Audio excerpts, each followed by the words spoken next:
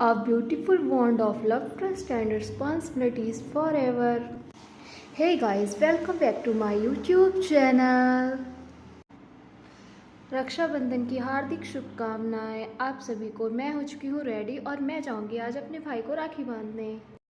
Finally हमारी जो थाली है वो हो चुकी है रेडी। Ton ton. फाइनली मेरी बारी आ गई थी और मैंने ये उठा ली है थाली। अब मैंने भैया का तिलक किया, तिलक करने लगी हूँ मैं। और भैया और मैं बहुत सारी बातें कर रहे थे और हंस रहे थे। तिलक करते करते भैया के तिलक बहुत ज़्यादा हो गया था क्योंकि दीदियों ने भी किया था, इसीलिए काफ़ी टाइम लग रहा था, मतलब मेरी बारी आने में। फिर मैंने भाभी का तिलक किया और फिर ये हुआ भाभी जी का हमारी तिलक। उसके बाद फ़ोटोज़ भी क्लिक करने थे, तो पहले तिलक कर लिया था, उसके बाद में मतलब फ़ोटोज़ क्लिक किए, फिर पोज़ भी देना पड़ रहा था। पहले काम करो फिर पोज़ दो। यहाँ हमने बहुत सारी मस्ती की क्योंकि यहाँ पे जय थे तो वो वीडियो बना रहे थे और दीदी फ़ोटो क्लिक कर रही थी। उनकी मतलब उनका जो कार्यक्रम था वो हो चुका था। उसके बाद हमने यहाँ पे बैठकर खूब सारी मस्ती की। पहले हमने अब बारी आई राखी बांधने की। अब भैया कह रहे थे कि राखी कौन सी बांधनी है। फिर हमने बार बार वही मतलब मस्ती की, फिर बातें की। उसके बाद में फाइनली मैं आपको बता दूं मेरा भाई बहुत अच्छा है क्योंकि मतलब बहुत सपोर्टिव है। भगवान ऐसा भाई सभी को दे। फिर मैं ये देख रही थी, एक तो राखी की पैकिंग मेरे से खुली नहीं रही थी इतनी, मतलब इतनी, एक तो एक मुहूर्त भी इतना सुबह सुबह था तो जल्दी जल्दी हमने सब तैयारियां भी की थी। फिर उसके बाद में मैं बातें करते करते राखी खोली, फिर मैंने भैया को राखी बांधी।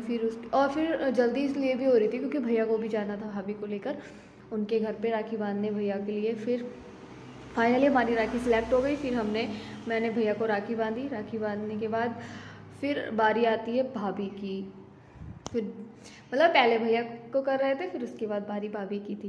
फिलहाल बहुत अच्छा लग रहा था क्योंकि इस बार भाभी भैया दोनों लोग साथ में थे और हमने दोनों को जोड़े से मतलब राखी बांधी और बहुत बहुत अच्छा लग रहा था क्योंकि मेरे भैया भाभी बहुत अच्छे हैं दोनों ही, बाय नेचर भी और सपोर्टिव भी हैं, अंडरस्टैंडिंग भी हैं, बहुत ज़्यादा अच्छे हैं।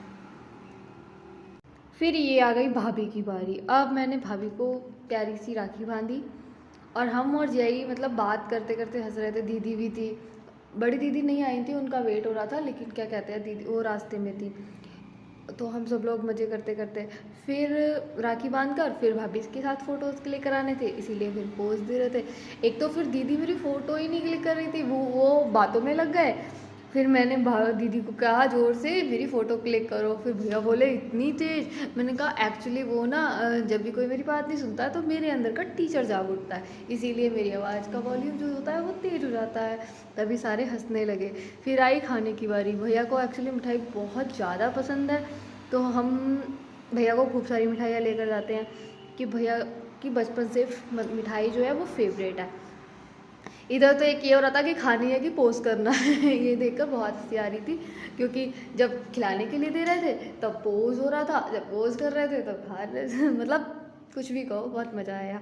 फिर इसके बाद मिठाई का हुआ। फिर हमने देखो यहाँ पे दीदी ये बोल रही थी कि खिला तो दे भाभी के लिए, तो रख ही रही है। मतलब मुझे ये लगता है भाभी मतलब मीठा कम पसंद करती है ना, तो मुझे ध्यान ही नहीं रहा कि उनको खिलाना भी होता है मैं भी ना कुछ भी।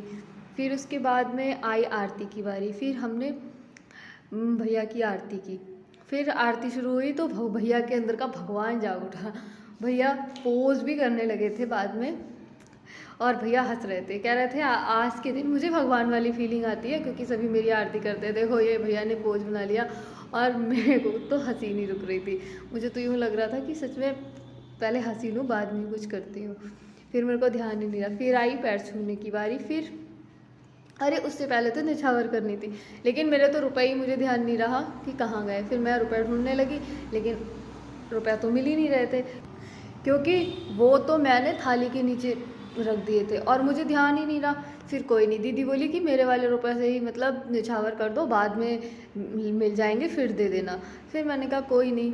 फिर उसके बाद आई सबसे हंसी की बारी क्योंकि भैया बोल रहे थे कि सिर्फ पैसों की हवा खिलानी है, पैसे मिलेंगे नहीं तुम लोगों को।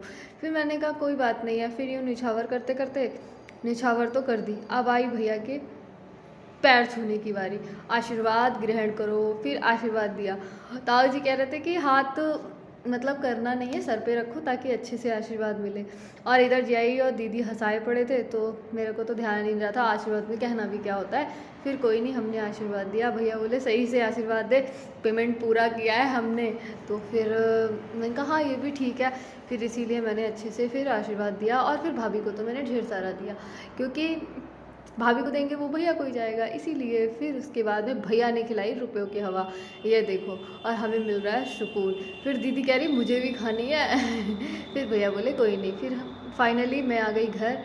और आपको ब्लॉग कैसा लगा, लाइक करें, कमेंट करें, शेयर करें और प्लीज़ चैनल को सब्सक्राइब करें। Thank you.